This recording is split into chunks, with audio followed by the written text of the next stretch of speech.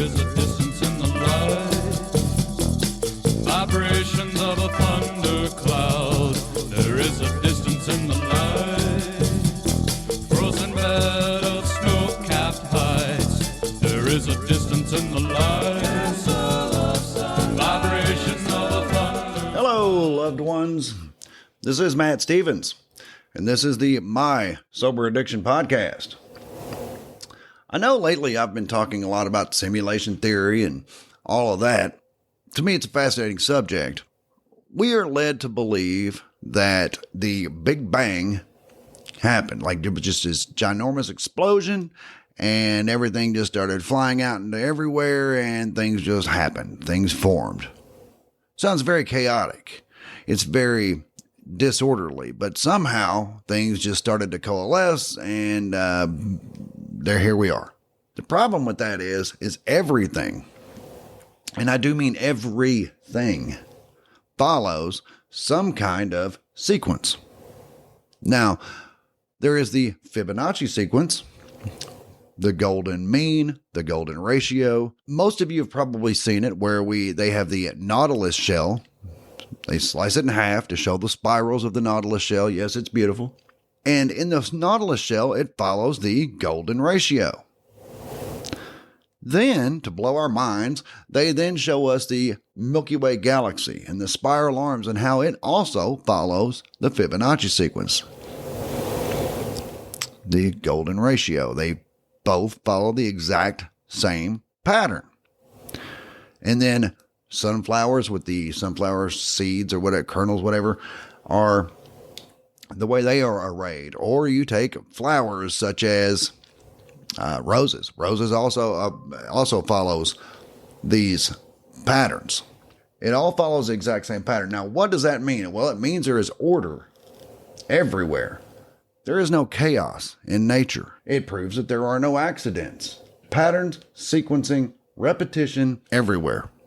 This would lead us to believe, dear loved one, that all of this is on purpose. All of this was designed, or dare I say, programmed in. And on that note, no, I'm not prepared to talk about this exactly, but I'm just going to go from memory. I did see I believe it was moderated by Neil deGrasse Tyson, who I am not a fan of, but whatever. It was a panel of physicists, and they were all sitting around discussing whether or not there was a possibility of simulation theory. One of these physicists was a very brilliant man. He explained how they had discovered, I'm assuming they, meaning his team or whatever, had discovered that there is code in everything. Like ones and zeros. Every single thing is coded, from clusters of galaxies all the way down to trees and rocks and you name it. Everything is coded just like computer code, which that is rather amazing. Some people think it's kind of scary because then it's like, well, does that mean that it is a possibility we do live inside a computer, in some alien nerd's bedroom computer on like The Sims? I mean, I don't think it's like The Sims, no. I'm not even a fan of thinking it's like The Matrix. I'm more of a spiritual simulationist, yes. I do believe that consciousness became aware of itself. Consciousness had a holy shit moment and said, oh my God, I exist. And again, this is all proven through most of our spiritual and philosophical teachings. Even Jesus said, when asked, who are you or what are you or whatever it was, he said, I am. It's like, huh? I am. That's all. I am. That's all. As simple as that is, 2 words, 3 letters, it's so profound in that it is everything that is. I am. If you really kind of sit and meditate on that, it blows my mind. And that's why a lot of times I recommend we do get into a meditative state. And we do take the 30,000 foot view or whatever. Step outside yourself and just observe. Imagine yourself hovering over your body and observe your hands, observe your legs, just observe. Then observe what's going on inside the brain. you may be surprised to see that really nothing's going on inside the brain. The brain is really just kind of a processor. Your actual mind is not inside your avatar. Your actual mind is you, and you can step outside of your avatar and just observe what's going on around it and in it. But just like in a computer has a processor, and that would be considered like a brain, but not in the traditional sense, because most people think that in the traditional sense, the brain is where everything is stored. All the information that it has absorbed is stored in its memory and things like that. That's not necessarily true. In fact, there are ways to kind of demonstrate this. Nikola Tesla was asked, how do you come up with these inventions? He said that he would go into a meditative state, and he described what we would call a download. But he would go into a meditative state and come out, and he would know every single thing about a particular machine that he's inventing. He would know every single nut and bolt. He would see it working in his mind. He would be 100% certain that it was going to work. He didn't have to test it. He didn't have to do prototypes and all that kind of stuff. He's like, I know it works. I saw it working in my mind. When asked where he got it from, he thought he was receiving downloads from Mars or Venus or somewhere. All right, maybe it wasn't Mars or Venus, but it was somewhere. Call it a field of information. Because really everything is just information. And we can break it down into computer code just like the physicists on that panel that I was referring to. My point is, Nikola Tesla told us that he did not come up with these inventions by working things out in his brain that's inside of his avatar. He would go outside of his avatar, tap into a field of knowledge, a field of information. Some people like to call it the Akashic records, the Akashic field. That's fine. It fits the narrative here anyway. And he would tap into this field of information and basically pluck out these inventions and bring them back. So when he would come back into his avatar, he would have everything, he would know everything he needed to know. Another interesting little tidbit about this is, how do you explain how two people may be separated by oceans, culture, language, never met, whatever, how two people can do the same thing at the same time? For example, and I know that this is a little bit controversial, whether or not Nikola Tesla invented the radio, because this Italian inventor, Marconi, got credit for inventing it. Everybody says that Marconi stole Nikola Tesla's idea. Maybe he did, maybe he didn't. I don't know.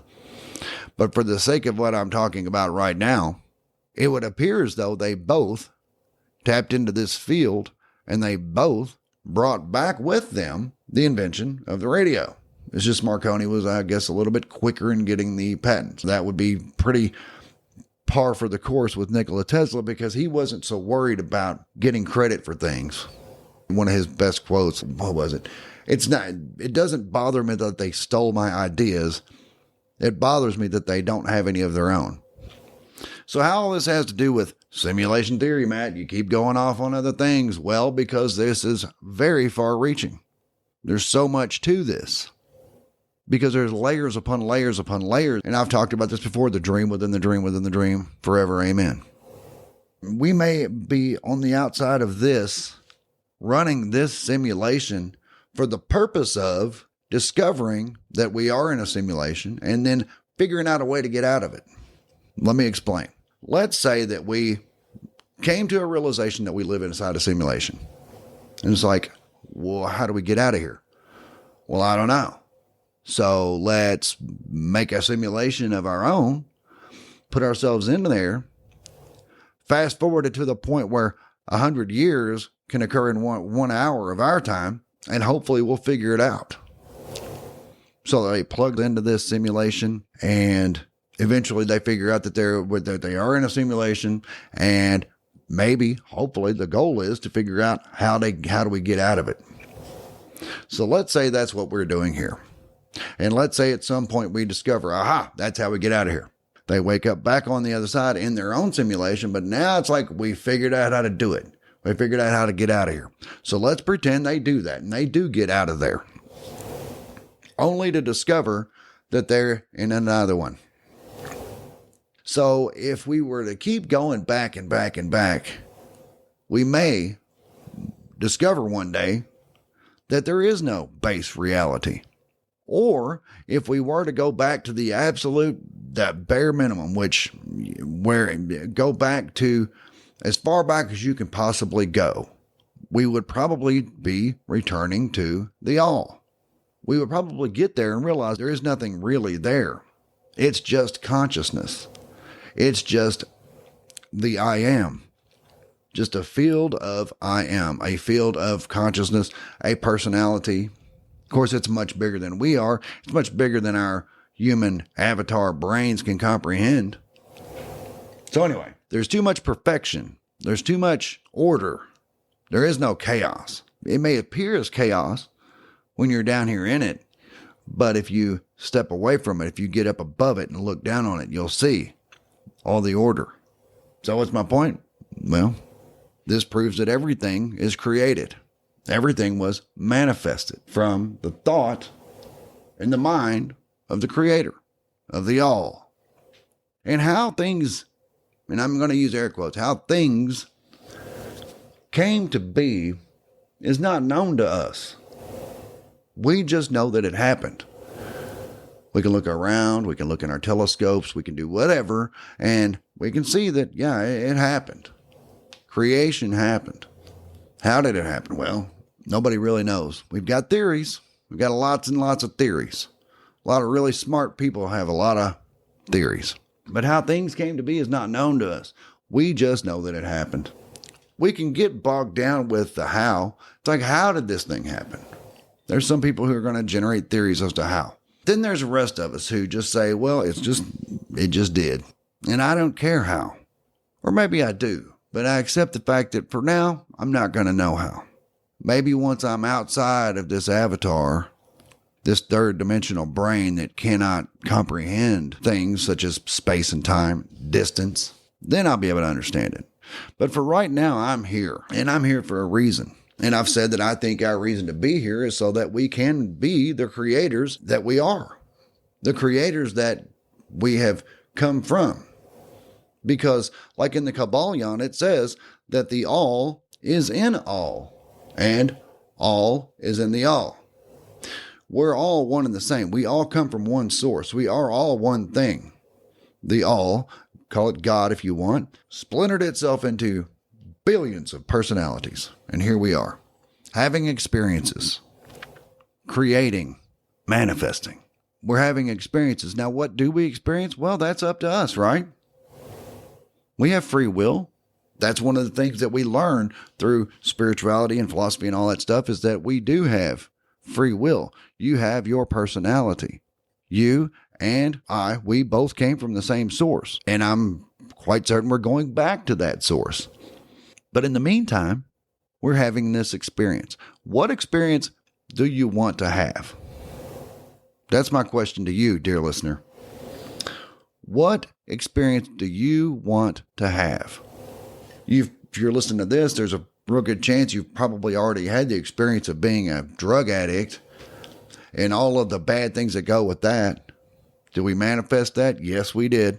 Consciously or unconsciously, it doesn't matter. You're manifesting your life all the time. And another thing it talks about in the Kabbalion is once we understand natural law, once we understand the way things are, we can then use those things to our advantage or not. We can look at it as, well, it's all set up, so just screw it and let it happen. That's what the Kabbalion calls a half-wise, and they basically bumble through life as dream people in a dream world. Or you can say, it is true. None of this is real. It is an illusion. But it is an experience that I'm having, and while I'm having this experience, I am subject to natural law. So let me learn this and then use it to my advantage. I'm going to create the experience that I'd like to have. With free will, we weren't sent here to have a set experience. Oh, there may be a default, sure. It's like if you don't manifest your experience that you want, If you don't create the experience you want, that's fine. This will be your default. But it's probably going to be slightly negative. So, dear loved one, what experience do you want to have? I know that I get into a lot more than this with regards to living in a construct and the construct having to expend energy to just keep us pacified, I guess is the word I'm looking for. And how can we stick our finger in the eye of the construct, make it give us what we want? Yeah, we can get into all that. But for now, for today, we're going to just talk about natural law. We accept that, right? We accept it. Gravity, things of that nature. That's just an easy example of it. Law of vibration, everything moves, nothing rests. Everything's in a constant state of motion. But we accept natural law, the thing that governs the universe. We accept it whether we understand it or not. And therefore, we can use it anyway. I don't know how a microwave oven works, but I still use it. I mean, well, since we got air fryers, I don't use them nearly as much. But you get my point. I know that microwaves are a form of radiation.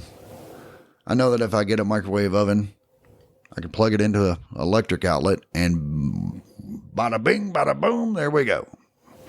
It's going to heat up food. It's going to make it not very good, but whatever. I still use the microwave oven. I don't have to understand it. I don't care to understand it. I accept the fact that it works, and it does for me what I need it to do. If I want to heat up some, I don't know, let's go with popcorn, because it's kind of funny that people these days think never occurred to younger people that popcorn did not come in a microwave. I'm old enough where I remember my grandma making popcorn on a skillet, or in a skillet, I guess. Anyway, but I'm going to make popcorn happen by getting a bag of popcorn, putting it in the microwave, pressing the buttons, and there you go. I don't need to know how the microwave works. All I need to do is put some action behind it, right? It's like if ultimately I want a bag of popcorn, well, what's the thing that I can do? Well, what I can do is I can get a bag of popcorn. I can put it in the microwave and push the button. And then, what do you know? I got popcorn and I don't have a freaking clue how that works. But I had intention behind it. My intention was to have a bag of popcorn, right? I did what I could do. What I could do was put the bag in the microwave and press the button. Beyond that, it's out of my control. Beyond that, it's out of my hands. And I don't care. I did my part. Set intention. My intention was to have a bag of popcorn. I did what I could do. What do you know? 3.5 minutes later, I got popcorn. You don't need to know how it works. Please understand, all you need to know is this is my intention. This is what I can do. And I'm going to trust that the rest is going to be done. And you do it with 100% trust, do you not? You put that bag of popcorn in the microwave with 100% trust, at 3.5 minutes later, you're going to have a bag of popcorn ready to go. I mean, we do so many things like that. We start our cars. I know in some cases we don't have 100% trust it's going to start. We might be sitting there with our fingers crossed. Oh, please start, please start. We've all been there, but you get my point. My point is we don't have to know how things work. We just know that it does. And that there are steps that we have to take to set that ball in motion. And then you trust. What are you trusting? Well, in the case of creating the experience that you want to have, you're trusting the all. You're trusting the universe. You're trusting God to do the parts that you can't do. You set your intention. This is what I want my experience to be. Then you determine this is what I can do to make that happen. And you go and do it with full and 100% trust that if you do those things, it's going to happen. It might look like freaking magic. In fact, it probably will. Microwaves, if you really think about it, it's crazy. Because those are or some kind of radiation wave that you can't see, just cooking stuff from the inside out or whatever. I don't know anything about it. I don't care. I know they work. That's all. That's kind of the hard part, is getting to the point where we trust, 100% trust that it's going to happen if we just set our intention. And that's another thing. You can't be wishy-washy, because like I've said before, like we're the architect of our reality, the architect of your experience. You're not the builder. You're going to trust that it's going to happen if you design it. Design it and do your part and trust it to happen. But you can't design it one way, this way, and one way the other way. Take, for example, in the example of the architect. You can't one day design a house that has a bathroom in one corner and then the next day design the same house, but it's got a game room in that corner. And then on the third day, you build the same house, or you're designing the same house. And on the third day, it's got something else. You got to stick to the plan, because if not, what do you get, a game room with a toilet in it? Actually, you'll probably get nothing, because the people who are actually doing the work, building it, are going to look at you and think, this guy's nuts. He hands me, one day he's got a game room, the next day he's got a bathroom. Which is it, dude? Tell you what, I'm not going to do anything until you figure it out. Okay? Meanwhile, you're trying to figure out, well, why is it not working? Was my dream experience, life, whatever, not manifesting? Because you're putting a bathroom where the game room is. Plan it out and stick with the plan. That's why writing it down on a piece of paper is probably the best thing to do. And keep that fresh in your mind. I've mentioned this many, many times over many podcast episodes. Write down what you want in the present tense. I am this. I am that. Keep that to yourself. You don't have to share that with everybody. Declare it over your life. I am abundant. Here you go. Here's one of mine. I am so happy and thankful for my relationship with the All, with the Creator, who makes everything I do successful and prosper. That's me pressing a button on the microwave. I don't know how it works. I just know it does. I don't know how God works. I just know it does. Don't care. Don't care. I got the bag out. I put it in the microwave. I pressed the button. Did my part. And what am I going to get? I'm going to get the bag of popcorn. Does this make sense? I know it makes sense. But are you going to be one of the few people who actually applies it to your life? And I'm not saying it's easy. Hell, I struggle with it every single day right now. And I shouldn't have said that, because now I just said I struggle with it. I'm doing it every day. And I'm getting better at it every day. How about that? That sounds a whole lot better. And I don't share what I am manifesting. I mean, I do with the lovely, lovely Kitty. That's different. That's my life partner. But I mean, don't broadcast it to the world. Nobody needs to know. Also, in the Kybalion, it says, as above, so below. What does that mean to us? Well, it's like the mirror principle. Everything that is above is also below. Everything that's below is also above. It's reflecting. And it goes further, say, as within, so without. In other words, what's inside of you is going to be reflected on the outside. So you have to be what it is you want to be. Don't want anything. Want implies lack. Stop wanting, because wanting things implies lack. When you want something, you are stating that you do not have it. When you state you do not have it, guess what? You don't have it. That is your state of being. It's like Jason Brashears of Archaics. Yeah, I guess I couldn't have gone an episode without saying that, but whatever. We don't get what we want. We get what we are. And that's profound in two ways. Because you can take it like it, as it sounds. We don't get what we want. We get what we are. Cool. But if you really take it a step, back it up what I said a minute ago. Stop wanting. We don't get what we want. Why? Because we don't have it. Why? Because we wouldn't want it if we had it. In all the spiritual teachings, what are you? I am. I am what I am. I exist. I am everything. Determine what you are. I am, fill in the blank. Really let that resonate in your being. That is what you are. Well, man, I'm not exactly the heavy metal god, blah, blah, blah, world's greatest guitar player. All right, fine. But are you a guitarist? Let's start there. Are you famous? Do you want to be famous? Why? What would that do for you? That's what we're really going for. You got to get down to the root cause, drill all the way down. Do you really want to be famous just for the sake of being famous? I doubt it. Or is it because you want to live a life of luxury? Probably getting closer. What would that look like for you? Well, I want a summer home in Florida. Now we're getting there. It's like I live in Kentucky and I want to have a summer home in Florida because Kentucky winters suck. Yeah, they do. Well, then download the Zillow app and start looking at homes in South Florida.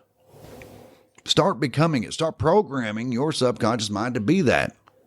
Start doing the steps that you know you can do. And don't worry about the things that you cannot do, like the bag of popcorn in the microwave. What can you do? Put the bag in the microwave, press the button. What can't you do? Make it pop. Okay. Do you trust that it's going to be done in 3.5 minutes? Yep. Apply that to your life. And whatever it is, you figure that out. Write it down on paper so you stay with it. You're not wishy-washy putting a bathroom in the game room or putting a toilet in a game room. And every single day, particularly right before you go to sleep, beat those things into your head. I am abundant. I am a successful fill in the blanks. Imagine yourself living in that house in January when it's freezing freaking cold in Kentucky or wherever you are. And you're down there in South Florida where it's a balmy 70 degrees. Imagine it. You got to see it, smell it, taste it, touch it, everything. Imagine sitting on your porch in the mornings and having your coffee, maybe reading a book. Put yourself there. Imagine it. Your imagination is where it's at. All of this is imagined. Everything you see is imagined. Somebody had to build whatever it is you're looking at in front of your face right now inside their mind before anything else happened. And I can probably tell you that whoever designed it didn't build it. They might have. That's fine. Point is, imagination is the creative force. Put forth some effort. Do it for your own self. Do it to create the experience that you want in this life. So what if I'm not meant for that? How do you know? It wouldn't be in you as a desire if it wasn't meant for you to do. Look at it as your higher self nudging you in that direction. It's like, hey, that's what you want to do. I don't believe that your higher self would have put that desire in you if it wasn't for you. We can apply that to addiction. Well, I sure wouldn't have desired that. Well, but that's something you had to go through to get to where you are. Because I can tell you, if you have gone through active addiction, in like my case, heroin addiction, I am who I am today because of heroin addiction. It made me a better person. Did I have to go through a lot of hell?